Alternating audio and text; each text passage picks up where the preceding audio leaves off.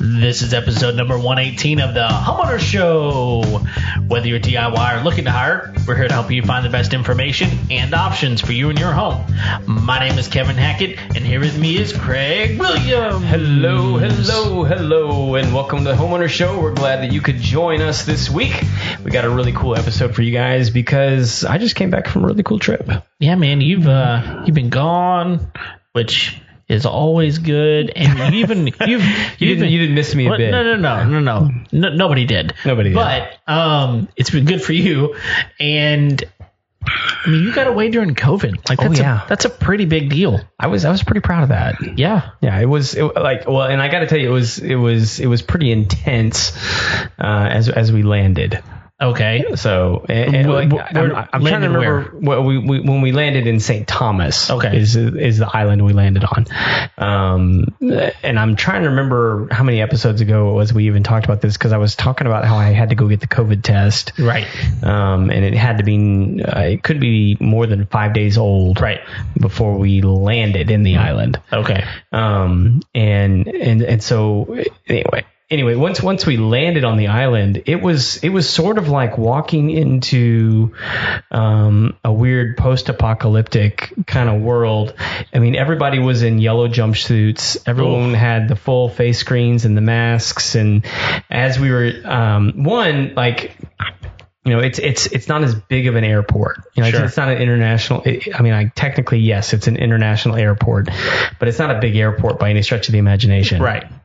I mean, were you walking on the tarmac to get out? Yes. Walk off of the plane down the stairs? Yes. Okay. So, yeah. which by the way, is way more efficient than the way that we usually do it at the airport. Oh, yeah. Because you're able to. There's 2 exits off the airplane on the tarmac. Right. So it went a lot faster. It went a little bit slower for me. There was a couple of ladies on the plane. I guess they didn't realize we were going to have to get off on the tarmac, and they'd done all carry-on luggage. Oh, goodness. And they were going to, it was pretty obvious they were going to have a hard time carrying their luggage down the stairs. Right. I was like, ladies, I got this one. I may not be good for something, but I can do this. I can mule some luggage. So I got all their luggage down the stairs and helped them down the tarmac with that. But once we were down the tarmac, man, they were separating the sheep from the goats. Oh. Because you had to have your COVID test in hand. Mm-hmm. And not only that, they were temp checking everybody. Okay. And so there was 3 different sections they would divvy you up into. One, do you have your negative COVID test? Yes or no? Yes, this way, no, this way. Oh. And then those would split off as they were temp checking people. Okay, so some people didn't have a negative COVID test with them, but that's dumb. Well, that depends, right? Okay. If you're visiting the island, yeah, that's pretty dumb. Right. If you live there, Oh, they let you in. Well, because you live there. Because you can go quarantine at home. Sure. And you're what do I care? Right. I'm going to go quarantine at home honestly, what are they going to do? Right. They're going to send you home. Right. And tell you to quarantine.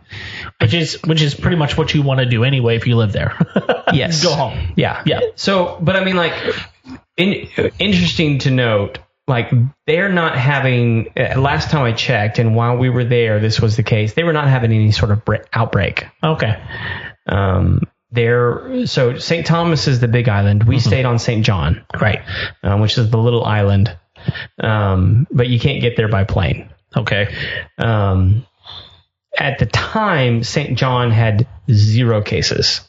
Wow. Yeah, that's impressive. And St. Thomas, I think at the time, had 40 cases. Okay. And I may be remembering this wrong. Yeah, but whatever the number is, it's higher probably because St. Thomas, A, has an airport.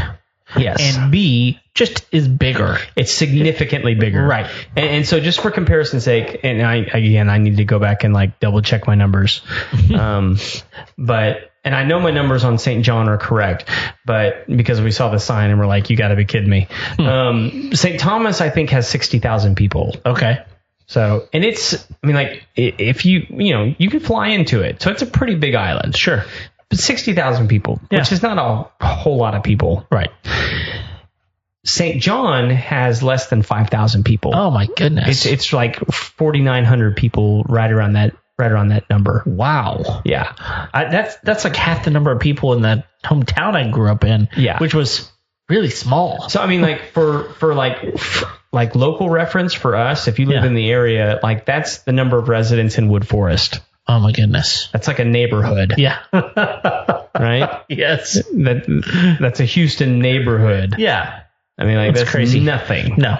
And like once you're on the island, you're like, oh yeah, that makes sense. Because it's not that big. It's not that big. Yeah. No. Well, it's 8 miles across. Okay. So is Wood Forest, but it's mostly mountains.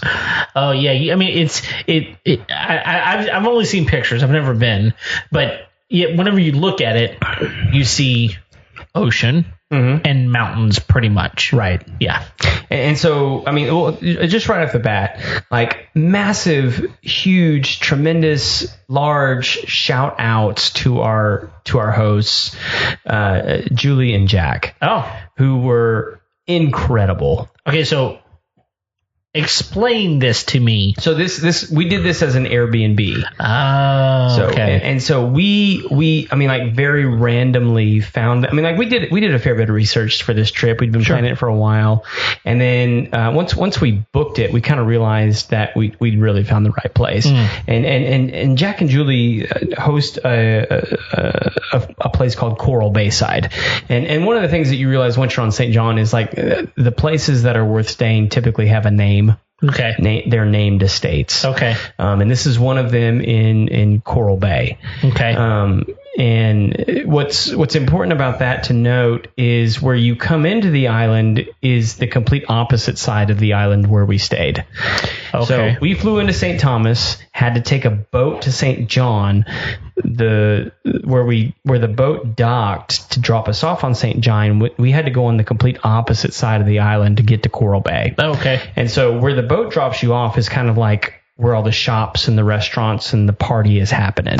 Yeah, probably because that's where the boat is. That's where the boat is. Right. That's where all the traffic is. So it's convenient. Yeah.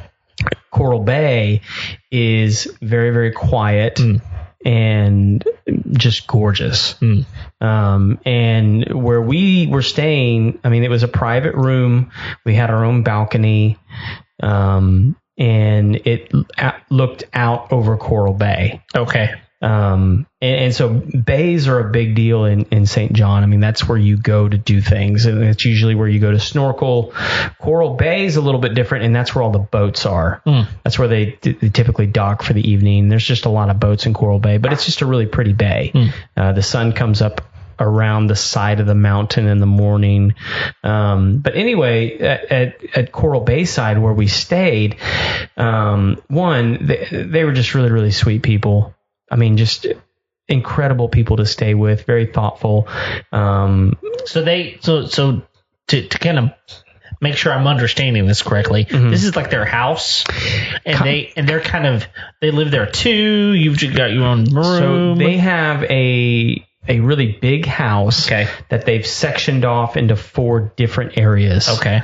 So it's either 2 or 3 stories, and I couldn't get the lay of the land from the other places, but they were staying in the place above us. Okay. But we had a private room on the side of the cliff that had our own balcony. And so we had our own bedroom, our own bathroom, little kitchenette. Nice. So, I mean, like it was all the space that my wife and I needed. So it's like a little studio, basically. Yeah, that's exactly what it was like.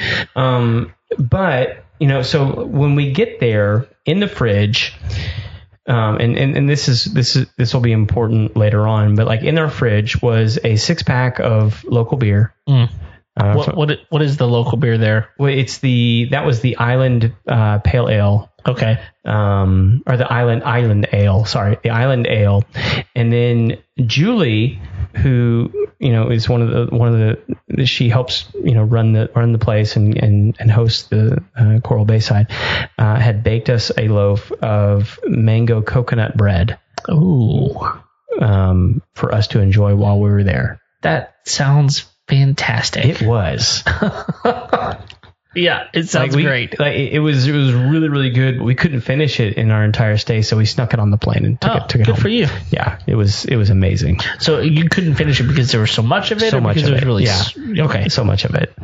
And so before we even get there, they're communicating with us like, what are you guys interested in doing? What do you want to do on your trip? What would you like to have? The other thing is they have like 2 or 3 Jeeps available to rent while you're there. Okay. And they have them cleaned and ready to go, and they walk you through the whole process, and then they tell you the good places to go drive.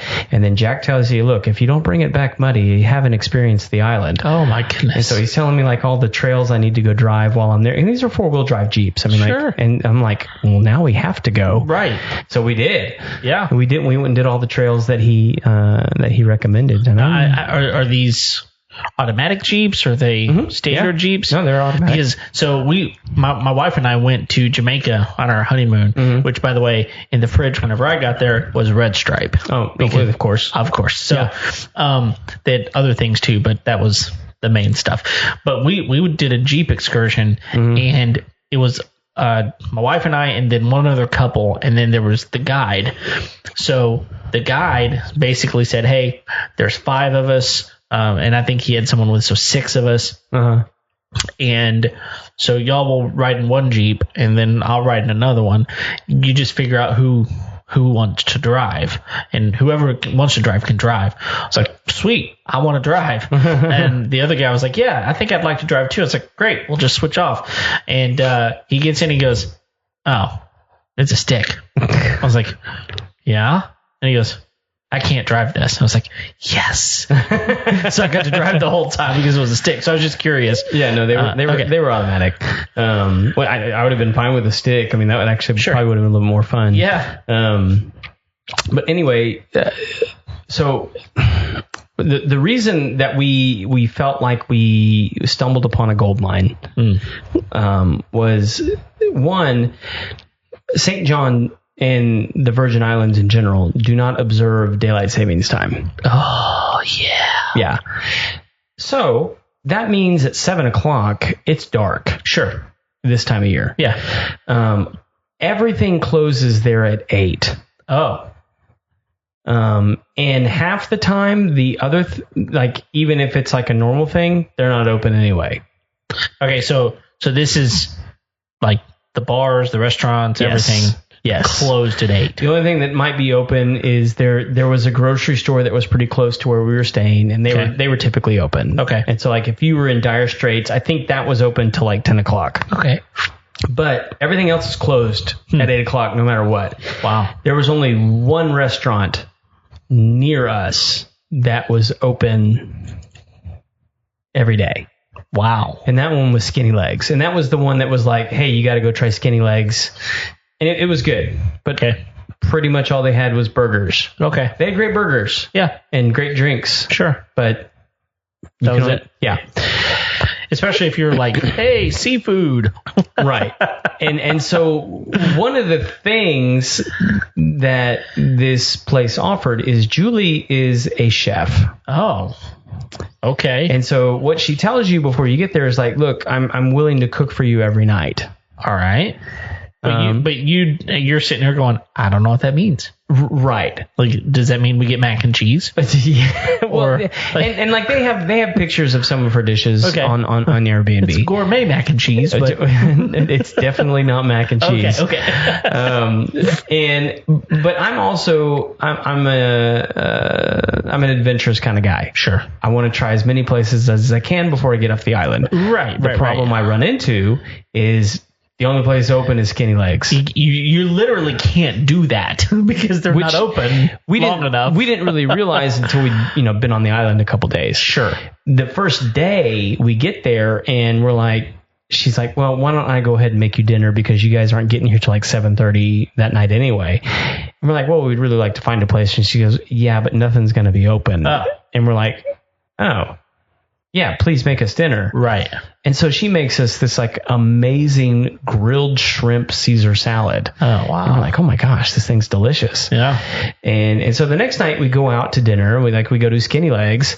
We're like, well, that was really nice. And so like what she does is every afternoon she'll text message you and she's like, hey, this is what's on the menu for tonight. Do you want this? Okay. Oh. And so you get to make a daily choice. Yes. Basically. Nice. And so we ended up getting dinner from her 3 of the nights that we were there.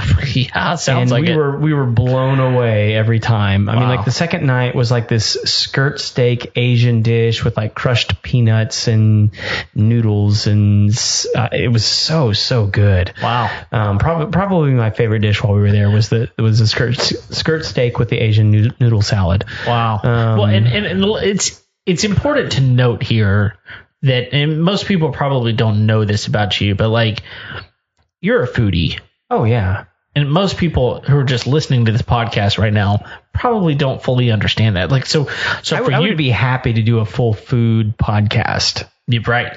I would love to bring in like some of the chefs that I know and talk. Yeah. In fact, we should probably do that at some point. Let's do it. Yeah. But that's kind of my point though. Like for you to sit here and say like it's that good. This isn't like I don't want one of our listeners to go, well, that's, Craig, he's kind of simple, No, not whenever it comes to food. No, and Julie is definitely like she knows what she's doing. Yeah, like there is a tremendous difference between grilled shrimp and grilled shrimp that are cooked well. Oh yes, and that are fresh. Agreed. And so here's the other thing, man, is like the third dish that we had were fish tacos. Okay, and I'm hard to impress with fish tacos. Okay. Unlike your wife with tacos. She just likes tacos. If there's tortillas involved, she's I'm there.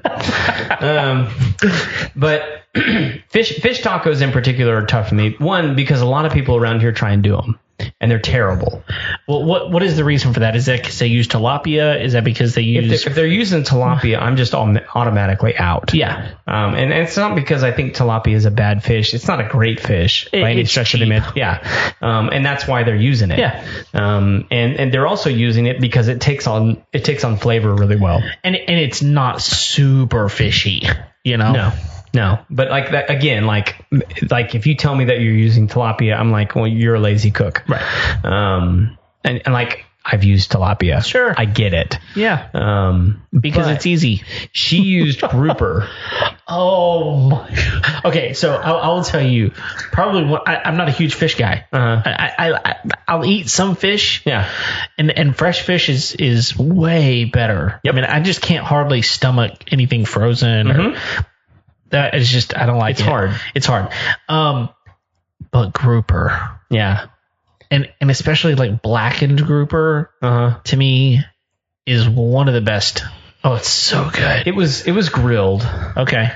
And it was fantastic. Oh, I bet. And, I can't speak to its freshness. It tasted good. It tasted like fresh fish. Sure. I'm sure it was. And she also had this avocado pepper sauce that was, if I recall right, and Julie, if you're listening and you want to fact check me, I think it was from Puerto Rico. Okay. But it was an avocado pepper sauce. Interesting. And it was just to die for. Huh. And she also made homemade salsa, homemade slaw. And I think there was one other thing that was homemade on there as well. But anyway, like every piece of the taco was just delicious. Wow.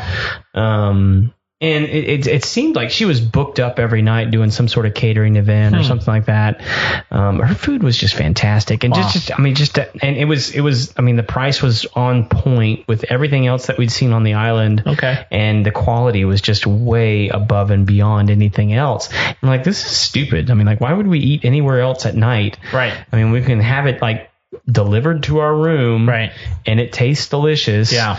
And they were just like, hey, this is the place to go. The other part of this trip that just blew us away was they say, hey, you have a private beach for one day while you're here. Okay. Which day do you want it? The only day you can't have is Sunday. Okay. Cool. Yeah. I think we took it like our second day or something like that. Incredible. Wow. Absolutely incredible. We ended up, it was just a little bit further away from where we were staying. And we literally just had this private section of the beach. They sent us, with everything, and they had like a little bag ready for us to go with everything we needed for our private beach stay, with our umbrella and our chairs and everything. Nice. And that particular beach, we ended up meeting the person who owned that beach, and she was like, hey, come back anytime you want. Here's what we have available for you guys on different sections of this beach. You can, take out a paddle board, you can take out a boat, you can just leave a donation. It'll be fantastic. Wow. And I'm blanking on her name. I want to say it was like Tila or Thela, or I'm messing that up, but I probably butchered it twice. I gave her a great review on TripAdvisor. There you go. But that was actually the first. So 4 different times at 4 different beaches, I ended up swimming with sea turtles, and that was the first one. Wow. So yeah, just an absolute, and so what's important to understand is what they were telling us as we're having conversations with them is we're there kind of at the beginning of their busiest season. Okay. And we were there mid-November. Yeah. So you're saying through our holiday season, they get busy. They say December is their biggest month of the year. Is that because people are escaping? Yes. Okay. They're escaping winter. Yeah. And coming to where the equator is. Sure. Basically. Yeah. Because it'll stay like 84 degrees.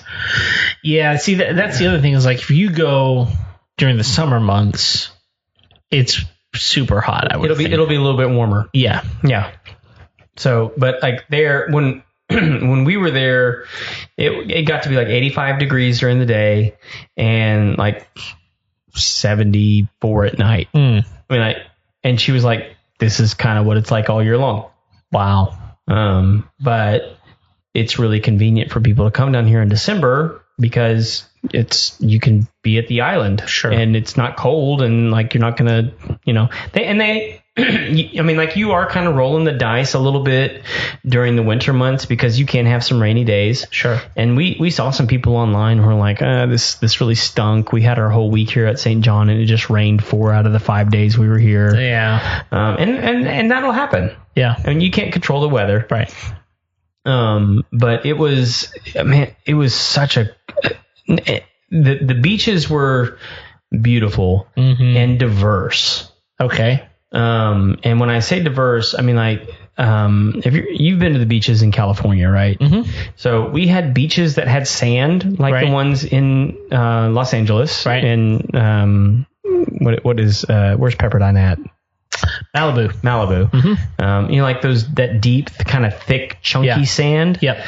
And then we had beaches that were kind of like the ones in Florida, real fine sand. So you had sand you could throw at people. Yes. And sand you couldn't throw at people. You couldn't throw. Okay, there you go. And then we had beaches that were nothing but rock.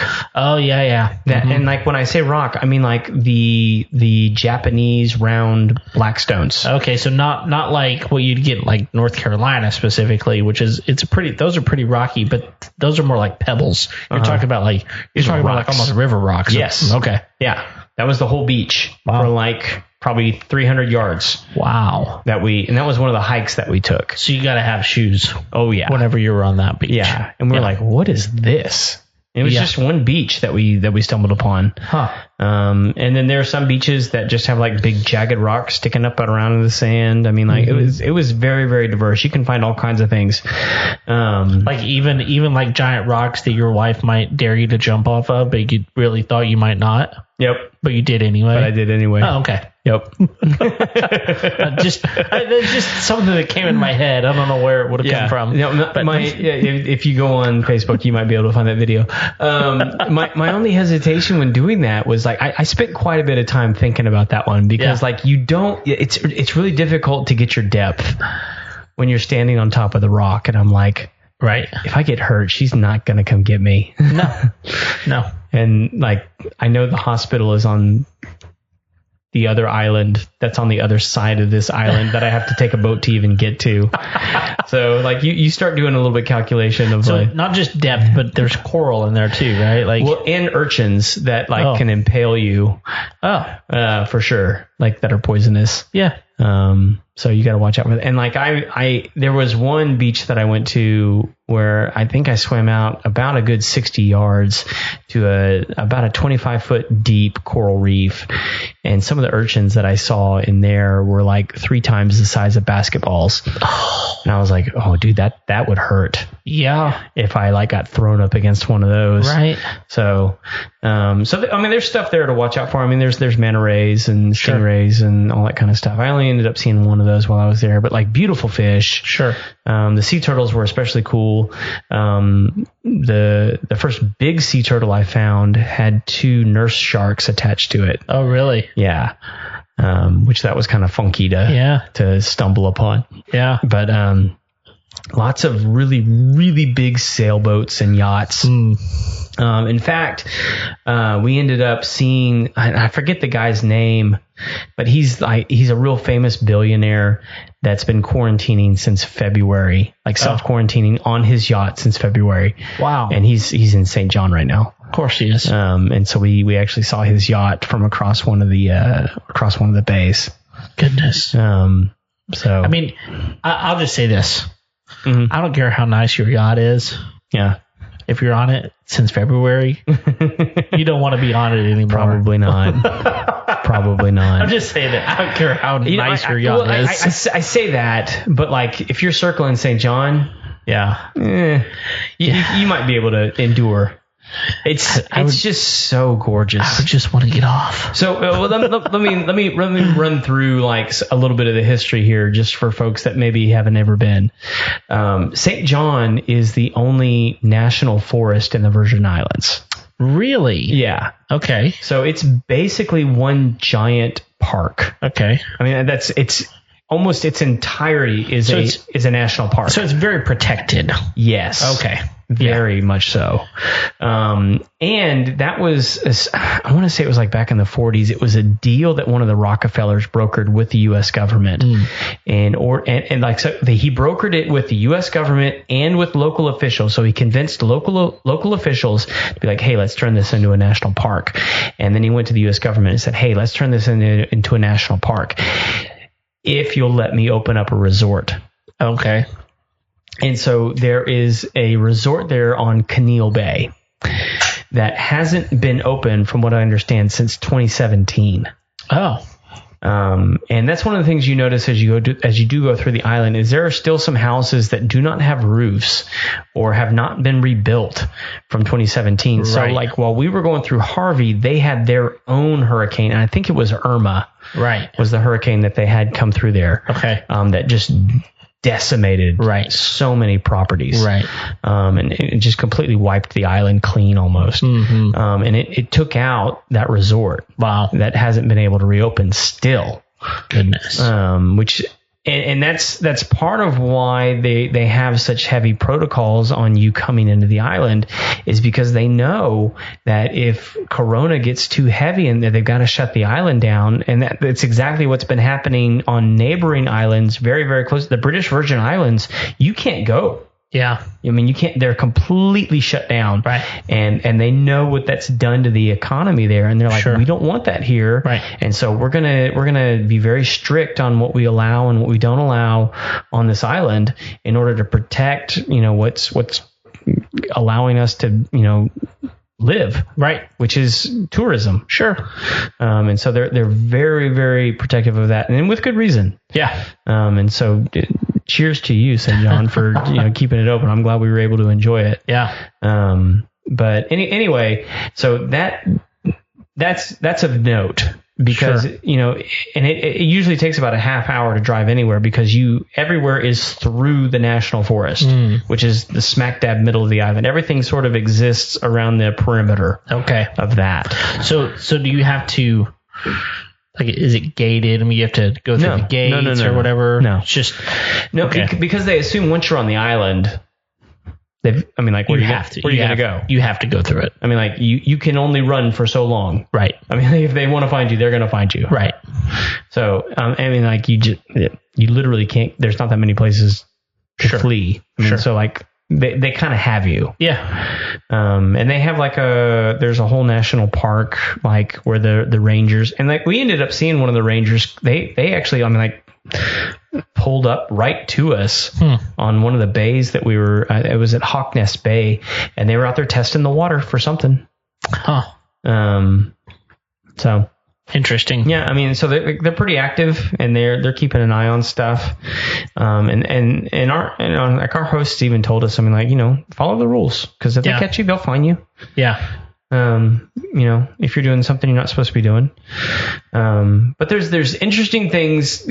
So, you know, it used to be huge sugarcane plantations. Oh yeah. On the islands down there, and that's where the whole rum culture comes from. Sure. That's what helped allow that to, you know, become successful back in the day. Right. Obviously that's not going on anymore, but you can go hike to a lot of the sugarcane ruins and things like that. But some of the aftermath of a lot of that was going on. So they have a pretty healthy white-tailed deer population. Really? On the island. Interesting. So a lot of the plantation owners used to ship those in so that they could hunt them. And obviously they weren't very good. So there's a pretty healthy whitetail population. Oh man. There's also a pretty healthy wild donkey population. Wild donkey? Yes, they are everywhere. Really? Yeah. And you know, it's just leftover livestock. Sure. From those old plantation days. Right. And people on the island just sort of accept them as. Well, yeah. I mean, what are you gonna shoot a donkey? Yeah. I mean, like, really? So, and even if you do, what are you gonna do with it? And there's, as far as I can tell, there's no predators. Yeah. On the island. Huh. I mean, other than just the environment itself, it's not crazy friendly to donkeys, but more so than to horses. Right. Which there are some on the island, but not wild. Okay. But there's also a lot of wild goats on the island. Again. Yeah, leftovers, sure, from those days, you know, for meat and dairy and things like that. But I mean, like, it's not weird to, like, drive upon a herd of goats while you're driving through the mountains. Wow. I mean, they're just kind of hanging out on the road. Yeah. They're just kind of looking at you like, what are you doing here? Right. So the other one that I thought was really interesting are mongoose. Really? There are mongoose on the island. Yes. So, wow. And this is a misstep that some of the plantation owners made back in the day. Do you call a lot of mongoose? I don't know what you would call a bunch of mongooses. Mongoosen. A flock of mongoosen. Okay, that's all I got. But so apparently the way the story goes is because they had the sugar plantations, they were having a real problem with rats. Oh. And so the plantation owners went and imported a bunch of mongoose to the island, hoping that they would help deal with the rat issue, which, you know, like mongoose. Now it's in your head. It's in my head. Now you don't know. I think it's mongoose. Mongoose will eat rat and, like, the other, like, rodents. Okay. But the issue is that mongoose are daytime feeders and rats are nocturnal. Oh, so they don't see each other. Right. and so that's a problem. So the rats continued, but the mongoose didn't really have any natural predators, and so they just thrived on the island. Wow. Which, I mean, like, from all, like, everything I can tell, I mean, pretty much everything that's done well on the island has been introduced as a no competition, you know, invasive species. By the way, it's mongooses. Mongooses? Yes. Did you look this up? I did. That's crazy. Yeah. That's a stupid way to pluralize that. I guess. But it is what it is. Mongooses. Like, I don't know how many of you have, like, seen a mongoose lately, but they kind of look like a rat. Yeah. So it's not the cartoonish Ricky Tikki Tavi that we've known to that we've all come to love. They're So, but and part of the reason we're spending so much time talking about this is because there's interesting things that I found about the houses there. Okay. Yeah, because this is a show about homes. Right. Okay. And the homes there are definitely interesting. Yeah. So fun fact number one is they're very particular about turning everything off during the day when you're not there. Okay, so like electric types of things, Yes. or just conservationist. That's the word I'm trying to say. Well, or is it out of necessity? It probably both. Because I know that one of the things that we definitely take for granted here in the United States is our grid's pretty good. Yes. So we don't have to worry about, or am I using too much electricity at my house? Yeah. Well, and what our host told us, and I definitely get the vibe of conservationism there, and like Sure. you will see some houses from time to time that have solar systems installed. Okay. That being said, what they told us is that electricity there costs about 4 to 6 times what it costs here. Sheesh. And so like you are definitely incentivized to be as conservational about your electricity as possible. Right. And most houses do not have conventional air conditioning systems. So are they like swamp coolers, or are they more of like an attic fan type Almost of? everything that I saw was using a mini split. Oh yeah, Because they're so much more efficient. They are. I mean, when we were talking about on that episode with Jehu and JoJo, like everything's kind of moving that way because they use so much less electricity and they're much more efficient and all these kinds of things. And so like almost everything that I saw there, if they had a system, was a mini split. Yeah, and especially for like the place you were staying in. You're renting out different rooms. Different people are going to want the temperature different ways. That's the only way to control that. Well, and I mean, like, if we're gone all day, and like the temperature on the island just doesn't fluctuate all that much. Sure. So I mean, like, it was really easy to like crank down our room at night, right, and just leave it off during the day because it doesn't matter. Yeah, because it's not gonna bake it like an oven. Right. So it was no big deal. Wow. And so we were, and like, we tried to be really conscious about, making sure that everything was off, but they even told us like, look, I mean, like when you're gone during the day, we're going to come check. Oh, and I didn't blame them. Yeah. I'm like, if I miss something, like by all means, turn it off. Right. So, and so they were really paying it. And like, even, I mean, like, you think about like electricity being expensive, but like, which made sense. I mean, like we were looking at like the gas prices at the gas station, and I was like, oh my gosh, $4.50 a gallon. But I mean, that's what it costs to get it there. Well, you got to ship it over. And like, there's only 5,000 people living on the island, Kevin. I mean, how much gas are they going to use? Not that much. Yeah. Unless you're taking those Jeeps out to get muddy. Every day. Every day.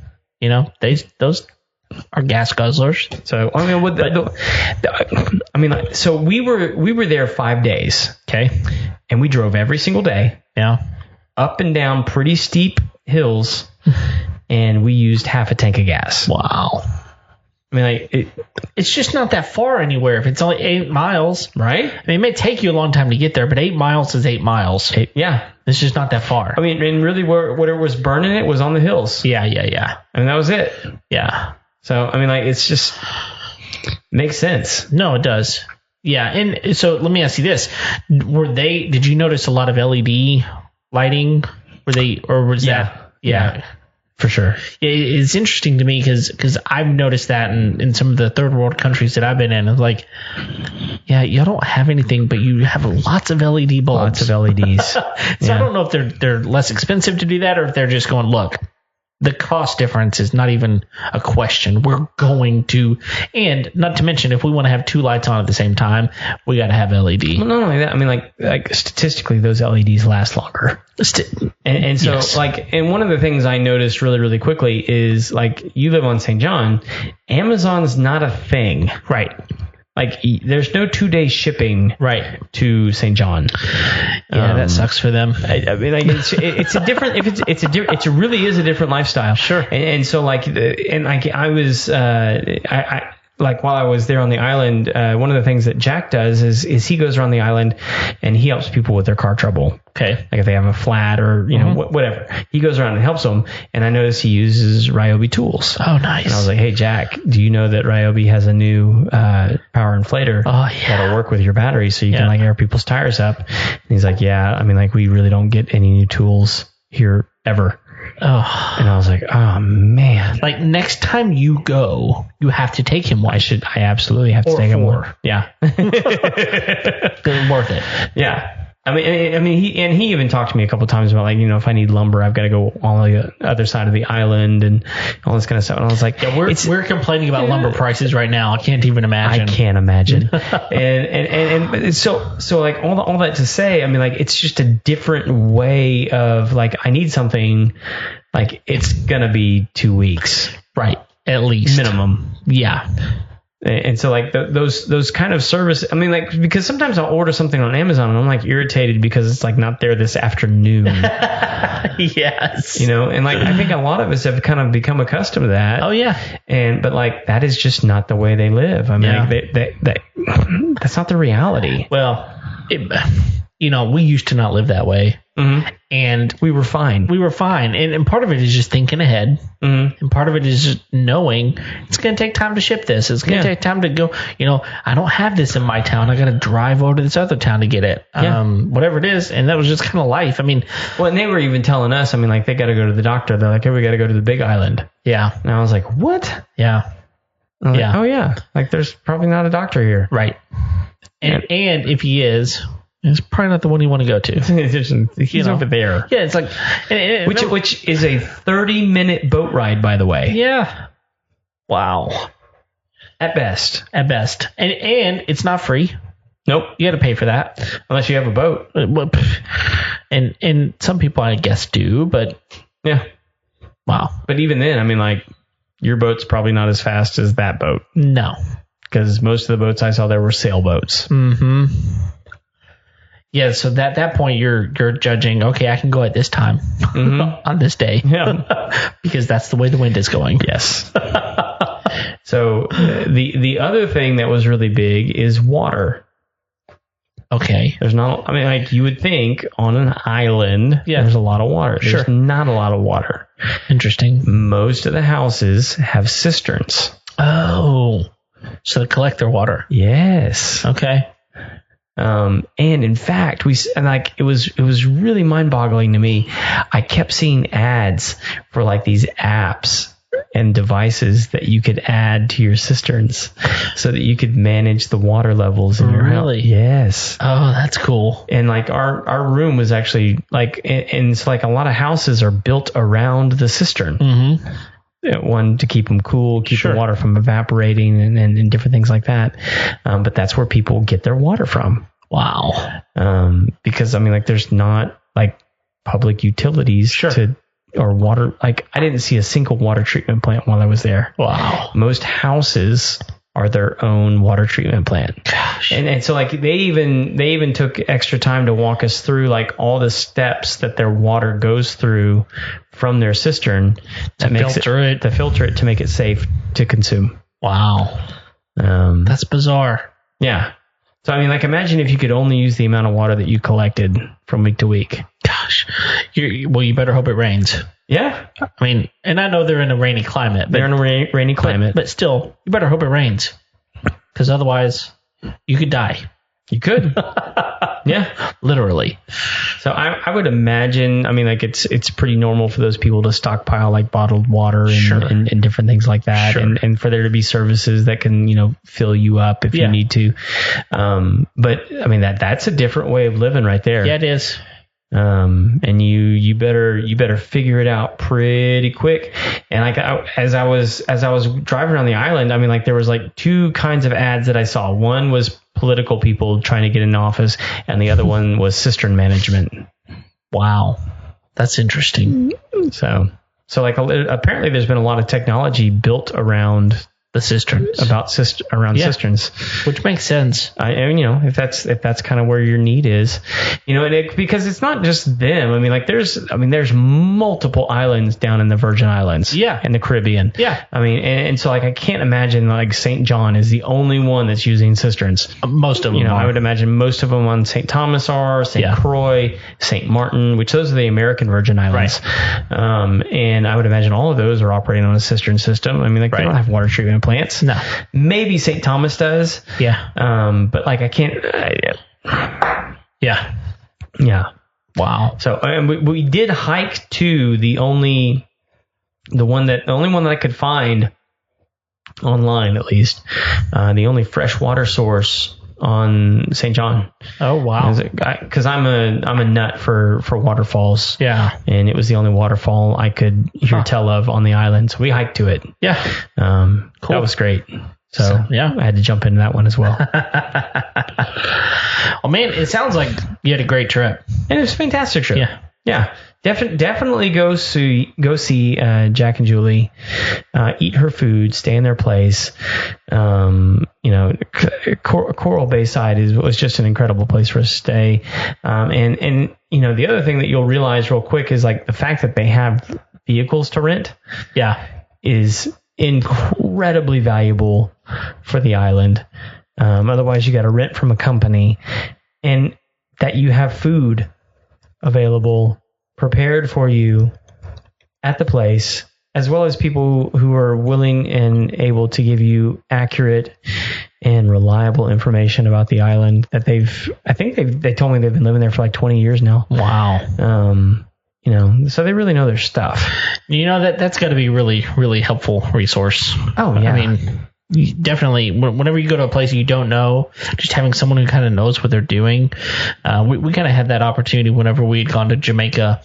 We had a special kind of service available to us that we had one guy that was helping us during our trip that was there, and just kind of the knowledge of what's going on. Hey, go here, don't go there. Try this, but don't try that. That's just really, really helpful information. Oh, for sure. And to have that in a host, that's well worth the money that you spent, I'm sure. that like wants you to text them. Yeah. And wants you to communicate with them and wants you to ask them questions, because I mean, like they want you to have a great experience. Sure. They want you to come back. Yeah. I mean, we're already trying to figure out how we can get back. Sure. For sure. I will say that every time you say Coral Bayside, I think of Saved by the Bell. I'm just saying I do. Is it Bayside High? Is that Bayside? Yeah. Okay. Yeah. Maybe that's how they should market themselves. Yeah. So Zach and Slater love it here. Yeah, the Bayside. Anyway, Bayside Tigers. That's what they were. Chilling at the max. Yeah, absolutely. Well, what else, man? Did we miss anything? Because it sounds like we pretty well covered it. I'm sure we missed something. We probably. I mean, your wife would have been like, "Well, you forgot this and you forgot that." Yeah, I mean, like we there was a lot of great beaches. There were some other great restaurants that we tried while we were there. Sure. It's an island worth exploring. Yeah, for sure. Cool. Hiking, snorkeling, fishing. Whatever, I mean, like whatever outdoor activity you might be into, it's worth trying on the island. Cool. And if nothing else, it's a accessible snorkeling place. Sure. For people that may not be as confident in deeper waters. Okay. Lots of options. Lots of options. Okay. Yeah. Cool. Is there a golf course?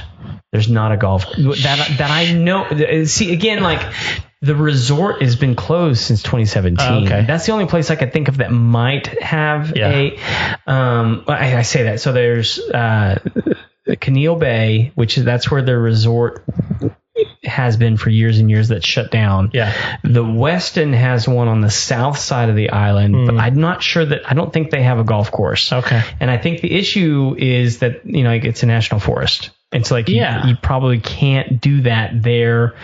Not only that, like, it's difficult to imagine terrain on that island being friendly for a golf course. It's pretty much water, sand, and then hill, mountain. It's interesting. There's not a lot of flat area ever. Well, you will probably be interested to know that there are 3 golf courses on St. John. Is there really? Yeah, there are. Yeah, one of them's called Mahogany Run. And are these like full 18-hole courses?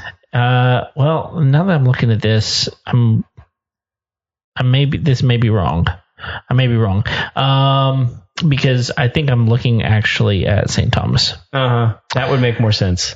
I'd have to look into that a little bit more, but there's some nearby. Jack and Julie are probably going to listen to this episode, and that's on St. Thomas. The ones I was looking at were on St. Thomas, so you're probably right. I don't think there are any on. I mean, those are the only 2 places I could think of that might have one, but I didn't see anything. And I was pretty close to those areas and didn't see anything that even looked remotely close, like a golf course. Yeah, I think it's if golf is your thing, I would. Thomas. Even if they did have one, if golf is your thing, I would imagine that is not your place to hang. Because like St. Thomas, I mean, like. One of the couples that we met, that we shared a taxi with once we got off the plane, which that's a big thing, by the way. You don't just get a taxi by yourself. Oh yeah, they're like all bus, like minivan kind of taxis. Sure, and like they want you to stack as many people in them as possible. Sure. The couple that we were riding with, one of the couples we were riding with, was going to Margaritaville. So I mean, like, that's more of like a. And it's not knocking Margaritaville. I mean, we've got one here, right? But I mean, it's very touristy. It's very touristy. It's not. It's great. Yeah, but it's not local. If that's the experience you're after, it's not like the local thing to do. No. So, and that's always more of what we're interested in, is like, where do the locals hang out? What are the where would they tell you to go? Yeah. Well, in doing 29 seconds worth of research, there are no golf courses on St. John. Okay. You have to go over to St. Thomas. That makes total sense to me. Yeah. So. And now you know. Yep. So, well, cool. Well, thanks for giving us a report. It's really interesting hearing about a place that I've never been, and I would assume that many of our listeners have not been either. So, and all of you should go. Yeah, and if you've got other questions, I mean, I'm sure that you're willing to answer them. So I'm happy to answer them. I'm sure send them on over. Jack and Julie are happy to answer them. We're going to link up their place on Airbnb. Okay, yeah, so people can find that. Yeah, absolutely, because it sounds like they would be a great place to stay. So, like if you're a couple looking to have an amazing getaway with you and your significant other, do it. It's a no-brainer. It's an absolute no-brainer for that island. Well, and if you need more information or want more information than what we're giving you right now, info@homeownershow.com. You can get us. You can find us on Instagram, Facebook. Don't try Twitter, although we're on there. So yeah, and I just heard recently we're on Spotify. Is that the one? No. What is thinking of Audible? We're on Audible now. We're on Audible? Yeah. Man, y'all, we hit the big time. That's right. I mean, like, I don't know how more legit you can be than to be on Audible. Exactly. Well, either way, here's what happened is I'm on Audible all the time. Yeah. That's how I get a lot of my reading done. And I had something pop up in my feed that said, "Hey, we have podcasts now," and I was like, "Surely not." Yeah. And so I did a quick search, and I was like, "Whoa, holy heck, we're on Audible!" There we are. Very nice. Well, if you are not already, subscribe, please. Yeah. Subscribe. That way you don't have to ever miss an episode.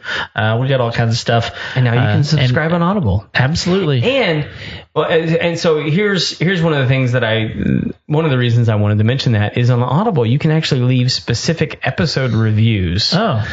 Okay. So like, it's not just like a review for the podcast, but like you can like, I really liked this episode. Interesting. And so you can leave a review for that one. Cool. And so they're making it a little bit more macro in their review process of podcasts, which I mean, like, could be a little annoying for people because like I'm not getting as many reviews as I used to for like my entire podcast. Yeah.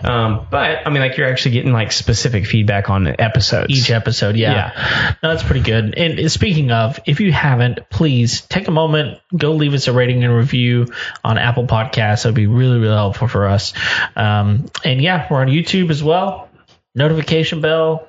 Subscribe there as well. Hit that notification bell. That way you get notified as soon as you hit the subscribe button, and then the notification bell. That way you don't miss the episode. Right. Because they'll send you a message that says, "Hey, the new episode." In fact, it'll let you know when we're going live too. Yeah, exactly. And which happens every Thursday at noon. But except for last Thursday. Because so not every Thursday, almost every Thursday, because it was Thanksgiving, and I thought I had uploaded the episode, I apparently didn't. So whatever, it went live today. So anyway, it's up there. No matter what, thank you for downloading the episode. Thank you for listening. We hope you enjoyed it. We're here every single Tuesday, whether we are on Thursday or not. We're here every single Tuesday on the podcast. We can be found anywhere podcasts can be found, apparently. So yeah, thanks for spending your time with us. We hope you enjoyed it. And until next time, we'll see you later. See ya.